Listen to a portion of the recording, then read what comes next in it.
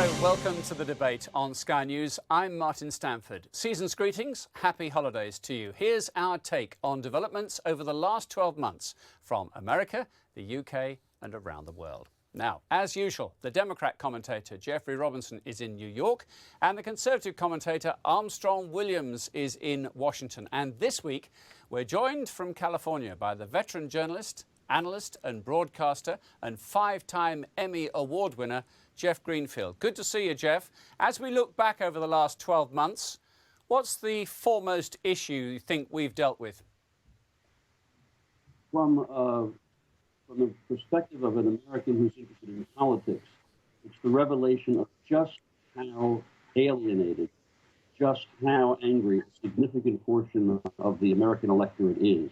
There is no other way to explain the otherwise inexplicable standing of Donald Trump in the Republican primary, other than to realize that for a significant, we don't know if it's decisive, but significant block of those voters, and a fair slice of independent voters, their discontent with what the political system has produced, whether you want to talk about the economy, whether you want to talk about security, is so great that they're prepared to turn as a potential president to somebody who in any other cycle would have been laughed off the stage.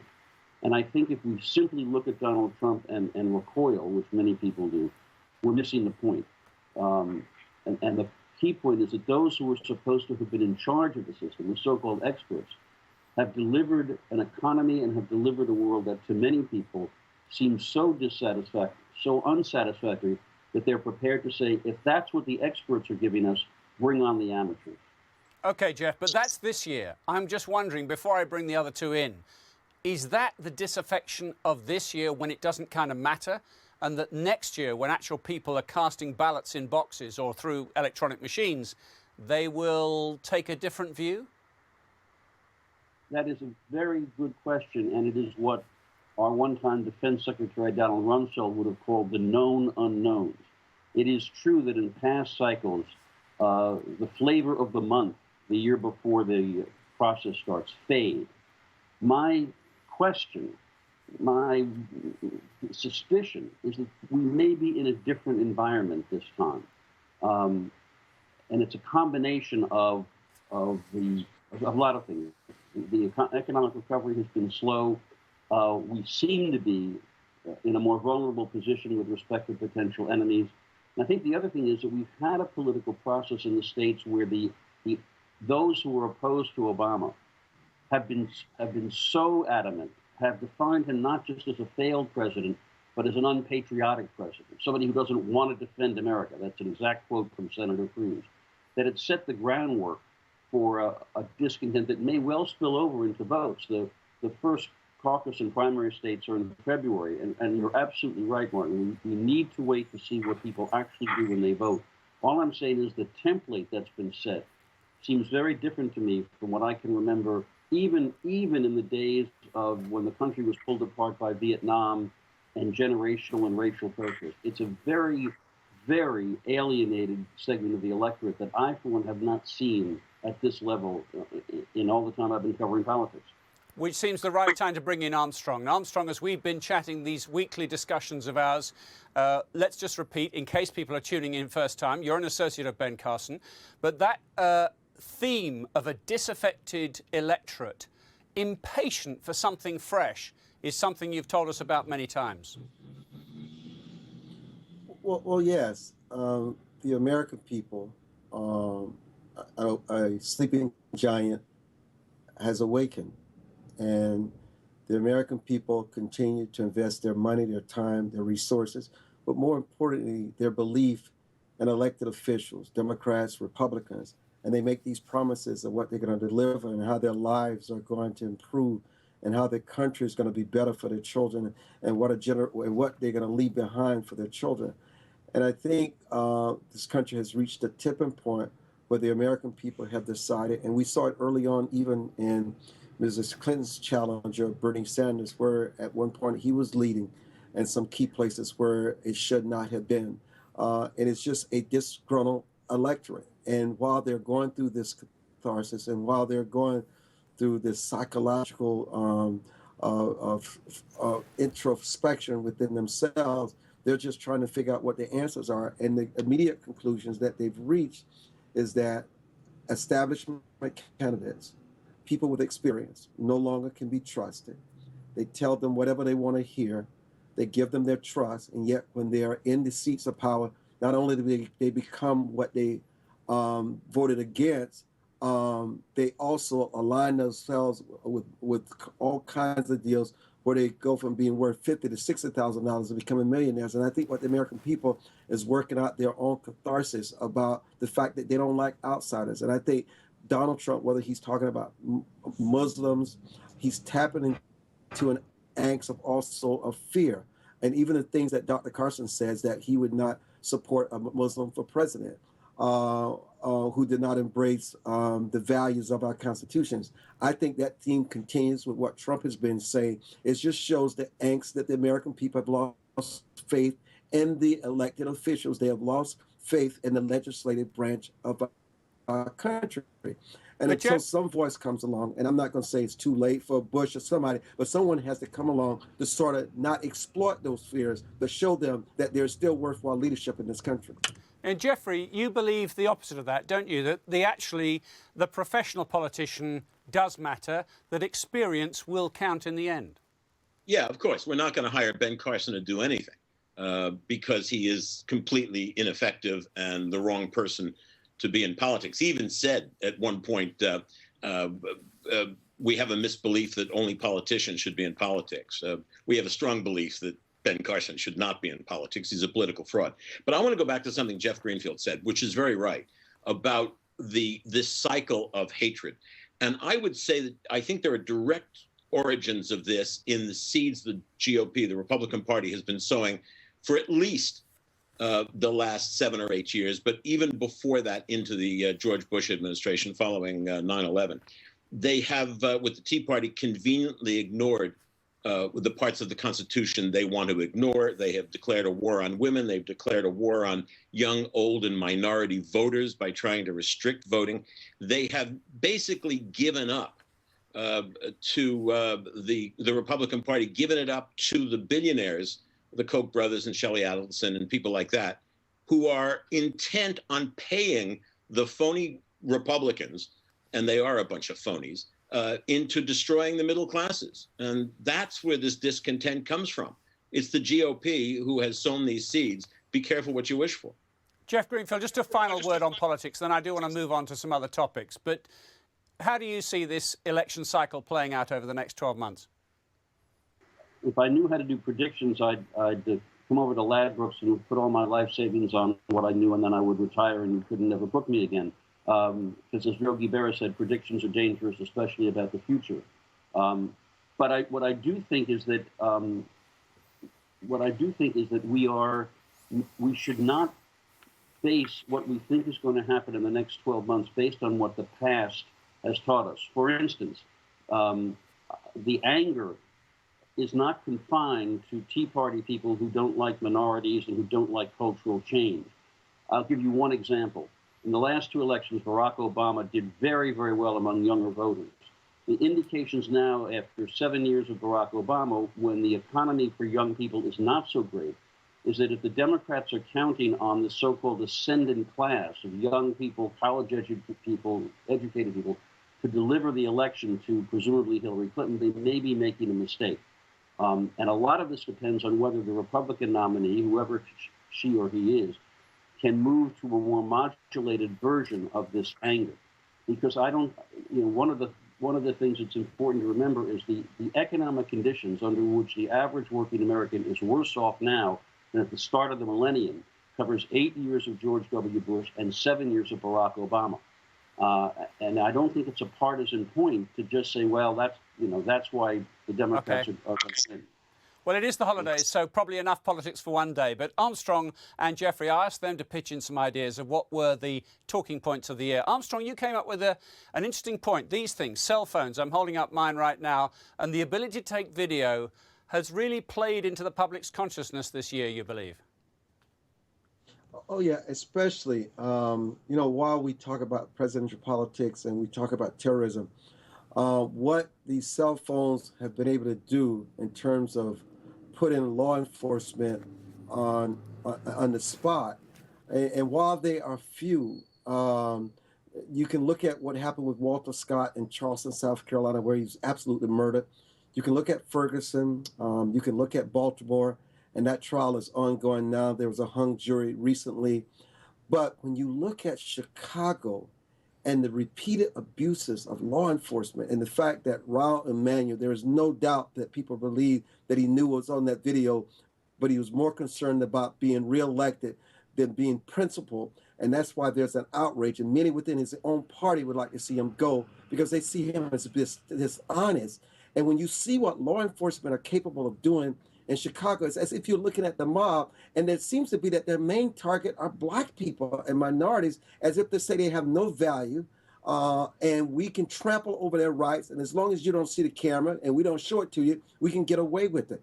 I think it causes such a distrust and such a breach between law enforcement and the everyday citizen, and it has such far-reaching consequences that if we don't get it under control, I think this country is about to face something that we thought we faced during the 60s, because you cannot have law enforcement out of control, killing and covering up and killing innocent people and disrespecting their lives, and think that there's a sentiment within their departments that it's going to be covered up and they can get away with it. That has to change. That is very dangerous for us as a nation. But Jeffrey, I suppose if you look at the optimistic side of that, cell phone video is a powerful tool for justice, isn't it? That it records what actually happens. Well, yes and no. What worries me about cell phone videos is the rise of citizen journalism, because I think that citizen journalism has turned the real journalism into a partisan party game. And I worry about the death of serious journalism. Some of us, and Jeff Greenfield is of that age, some of us were taught standards of journalism that don't exist anymore. The word "I" was not used in a news story back in the day, as it were, when Gutenberg and I started out together. No, the death of journalism is something that seriously concerns me, because there is a role to play in a democratic society that journalism is now maybe not playing as strongly as it should. Jeff Greenfield, do you agree with that? I think Jeffrey has a very important point. The legacy journalism that I grew up with is under siege. Once really great papers like the Los Angeles Times and Chicago Tribune have been battered by ownership crises, or rather ownership failures, layoffs of veteran journalists. Your print as a medium is in danger. The one more optimistic note that I would hit is that sometimes it takes a while for new forms of journalism to evolve from new technology. For instance, Vice, which is now going to be doing a regular half-hour newscast, uses new journalism techniques, puts the reporter into the center of the story, but they cover some really important stories. They've been to Asia and Africa to cover various kinds of critical issues. In the States, I don't mean to be sectarian, if you will. There's a comedian named John Oliver, in fact a Brit who's now an American, who does a half-hour show on HBO, which includes 15-minute pieces about complex issues. Now, he uses profanity and he uses humor because he's not governed by any government censor. But I think people are beginning to grope their way toward using these new techniques for more than just cats playing pianos. I'm hopeful, but I do agree with Jeffrey that the most serious danger is to investigative journalism, because that takes money. There's a new movie called Spotlight that features how the Boston Globe exposed the outrageous cover-ups of the Catholic Church about pedophile priests in Boston. It takes money and time to do that kind of journalism, and the economic pressure of battering traditional journalism, that's really something to worry about. Well, I want to move from video to the power of a single photograph when our programme continues in just a few moments.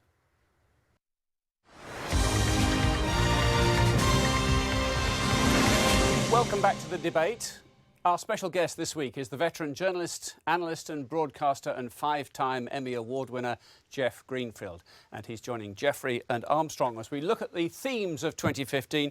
Jeffrey, one of your suggestions, I don't know if you suggested this photograph, but I'll throw it in the mix here, is that of Alan Kurdi, a 3-year-old Syrian boy lying dead on the beach in Turkey.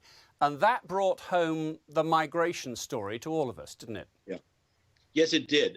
Let me just say that a photograph is a slice of time, 128ths of a second in time, by definition taken out of context. In responsible hands, it can be great journalism. In irresponsible hands, it can be sleazy propaganda. In that case, in the case of that photograph, it did highlight the problem of migration, and that's on my top of my 3 list for this year.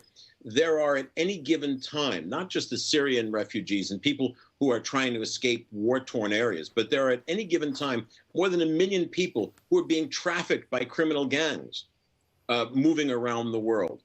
And we're not doing anything about this. These are people who are paying to get out of one political situation and essentially to be put into bondage.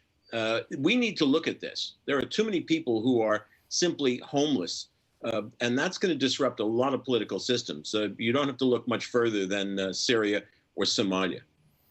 It's telling, though, Armstrong, isn't it, in these days of tweets, retweets and the use of the photograph in that context, that it was that photograph of that little boy dead on a beach which seemed to galvanise the world's media particularly, and maybe the world governments too, whereas 700 people had died in a boat just off the island of Lampedusa just weeks before. It was news for a day and then forgotten. Yeah, unfortunately, the media gets to manipulate our emotions on the things that we should care about and give our attention to. And their agenda was more about us being more compassionate towards the refugees and less about that little boy dying and why he died. And that is unfortunate. I mean, we see those kind of images in the United States in the inner city from gunshot wounds missing his target, and these young kids die. But yet we rather get all bent out of shape and up in arms and all emotional and want to do a call to action when it's someone on foreign soil. Jeff Greenfield, let me put the question to you, and I want to just labour the point, the difference between refugees and migrants. I read that once that Alan Kurdi picture had been promulgated, more journalists, more reporting, more people were discussing the migrant issue. They'd just been refugees or the people over there before that. That's interesting how that language, that use of language changed. It is. I do want to underline the point about the power of things like that picture, that as opposed to abstract reporting of massive amounts of death, a picture, what is the cliche? It's worth 1,000 words. You'll probably remember that 30 years ago, a BBC crew found a feeding station in Ethiopia. And those pictures triggered the whole Live Aid. It suddenly galvanized all kinds of people, hundreds of thousands, to do something about starvation when early reports were met with a shrug and turn of the page. But the other point you're making, I have to say that I think in terms of how this refugee migrant issue is playing in the United States, those distinctions are less significant than a kind of primal fear that we don't want these strange people who may be bringing danger to our shores in. And I think if you were to try to comb through for instance, last night's debate or the political rhetoric, you would find not much of a distinction made between migrants and refugees. The thing that seems to be frightening, if that's the right word, people, is who's coming to our shores with what intentions. And whether they come as refugees or migrants, yes, refugees are given more sympathy because presumably they're fleeing a terrible situation. But you haven't seen that much sympathy play out in public opinion polls about what, for instance, the United States ought to do about taking them in. Because Jeff Greenfield raises a great point about that photo from 30 years ago. And I guarantee that if we were to say to him, what were the 2 photos that perhaps changed the war in Vietnam, he and I would both come up with the same 2. And I mean, I'll tell you what they are. One is the police chief of Saigon holding a pistol to a Viet Cong's head and killing him. And the other, of course, is the little girl running down the street naked, escaping the napalm. Yeah. Those two photographs were so powerful that the images exist today and very much encapsulate why we got out of Vietnam. Jeffrey, I wanted to throw to you, of course, one of the other talking points you wanted to mention was climate change and the big debate. Now, earlier this month, hey, they did a deal. The skeptics were wrong. They sat in Paris for 2 weeks. They did a deal. How about that? Well, they had to. Whether the deal is good or not is something we'll have to wait and see. But the fact is, we have no choice. The Republicans who deny science of all kinds and are complete lunatics about this are absolutely wrong about climate change. The world is getting warmer. The planet is getting warmer, and we have to do something about it because that feeds into the migration crisis. That feeds into crops. That feeds into feeding people. That feeds into so much of what we are that it is the single most important thing to worry about, I believe, because if we get it wrong, we have no grandchildren left on the planet. That's how serious it is. Do you agree, Armstrong? No, overblown. It's been going on this way for ages. It's just a lot of hype. Obviously, there's no question that the Earth is warming, but we have far many more people on Earth than we've ever had before. So obviously, the Earth is going to get warmer, and there will be certain changes in the climates. But these are kinds of things that scientists have absolutely pointed to that has occurred before in time, and they have the data to support it. No, they don't. No, they don't. They don't. Your scientists are phonies. This is a politically driven problem by the Koch brothers who want us to use fossil fuels when we have to stop using them. Okay. 99.9% of the scientists in the world say this is a crisis that could end the human life on the planet. Jeff Greenfield, you're going to have to be our referee in this. Who of the two guys is right on this climate change discussion? Well, I got back a few weeks ago from China. And walking through the streets of Beijing, it looks like one of those 1930s Basil Rathbone movies with the fog, only it's not fog, it's pollutants. And in fact, about a week ago, they declared a stage 1 alert. My feeling about this really is that there is a strong political motive behind the denial of this. And the fact that, for instance, the Senate leader in the United States comes from Kentucky, which is a major coal mining state, is significant. I just don't think there's any question that, particularly with the use of coal, you are killing tens of thousands of people a year, and that the switch to renewables, even if the climate change is exaggerated, can do nothing but good. Particularly because we're getting to a situation now where between natural gas, which is a transitional fuel, and the lower cost and increased use of renewables, it simply makes no sense to dig in your heels and say, let's not do anything. The worst that can happen is you'll have a cleaner fuel. The best that can happen is you may make a difference that will be of huge significance. Look, I live in California. Whether climate change or not is the driving force, we're in the 3rd or 4th year of a drought that, if it continues, threatens the entire agricultural economy of the biggest state in the country. It just makes no sense not to move on this issue, in my view. Gentlemen, I'm going to try and do a few topics briefly, if I may. Jeff, I'm going to ask you about something that wasn't on your list, but I think we've talked about a lot on this programme, and that is the United States of America and gun control. In your looking through your crystal ball, do you think the states will really change gun laws in any substantial way in the next 12 months? No. OK. No. That's that dealt with. It stays the same. And we'll be talking about carnage again, presumably in a few months' time. Let me go to one of Armstrong's talking points. Armstrong, interestingly, you wanted to mention as one of the stories that resonated with you the demise, if you like, or certainly the reputational demise of Bill Cosby. Tell me why that was important to you. You know, I'd heard about Bill Cosby's drugs and women 25 years ago. And how the establishment media was aware of it. It was no big secret. But all of a sudden, something changed this year. It's as if the media had an awakening, they had an enlightenment, maybe it was because of the women that were coming out, making these allegations. But you always ask yourself, why did they choose this year for Bill Cosby's demise? And certainly he did not respond to it well.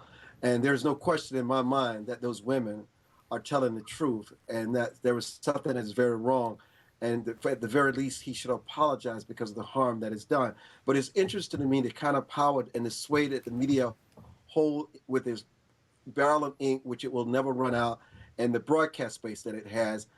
They could have helped these women heal long ago, but why would they select 2015 remains to be seen, because their stories are no different now. But I think it's because in the deposition, which they were able to get unsealed, that he finally admitted to some of the allegations. And I think they just went and they ran with it like wildfire. But not on the issues of sex and rape, which you're going to really find women of all socioeconomic backgrounds coming together on an issue like that. It creates the perfect storm, and Bill Cosby was his victim. I just want to ask you, Jeffrey Robinson, what is it with you and pop superstar Adele? Well, we both deny, because I'm a married guy and she's much too young, but we both deny any relationship. And I can assure you that our denials, our mutual denials, are absolutely true. I actually don't like Adele. I mean, I don't see what the whole deal is. We saw her the other night in a taped version of her live concert last month from New York. And I sat there and said, I kind of would go back to Sinatra. Let's check in with Armstrong. Do you like Adele's music, Armstrong?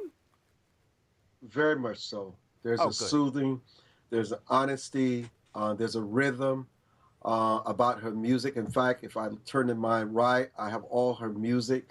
I just think she appeals to a certain sentiment, a certain nostalgia that has been lost in music. And I think she has the voice, she has the range, but people trust her, they trust the music, and she resonates. That's why her last album, which was recently released, is #1 on Billboard, and why she announced this week that she's going on tour. I mean, she's an incredible artist that should be celebrated.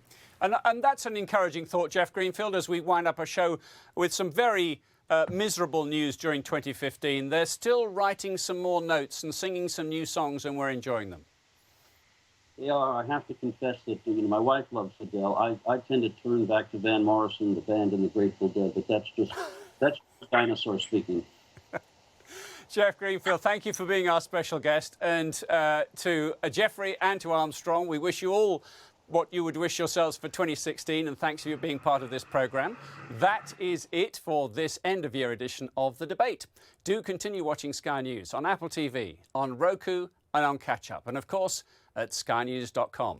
Until next time in 2016, goodbye.